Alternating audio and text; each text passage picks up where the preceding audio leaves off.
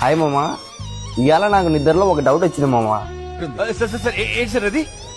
మనం నల్లబండల ఫ్యాక్టరీలో పనిచేస్తున్నామంటే పెళ్లి చేసుకునేకి పిల్లని ఇస్తారా మామ? వాడా బండల ఫ్యాక్టరీలో పనిచేస్తానంటప్పో బరువు పని ముందుగానే సాయంత్రం పని చాలిస్తేనే ఓనర్లో డబ్బులు ఇస్తారంట. ఆ నెలలో మందు అవుతుంటారు ఖచ్చితంగా, ఎందుకంటే బరువు పని చేస్తున్నారా అంటారు పక్కన నా కొడుకులు.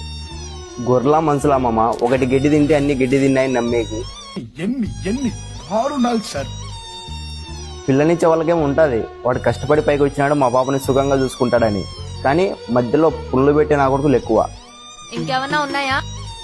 ఇట్లా నా కొడుకులు పిల్లోని కళ్ళు ఉంటారు, పిల్లనిచ్చే వాళ్ళ కళ్ళగానే ఉంటారు. అయినా నల్లబండల ఫ్యాక్టరీలో పనిచేసేటోళ్ళు తాగుబోతోళ్ళు కాదంటే మీరు నమ్మొద్దండి. చూసారా సార్ డబుల్ యాక్షన్. నేను మా పనిలోనే ఇలాగున్నారని చెప్పను.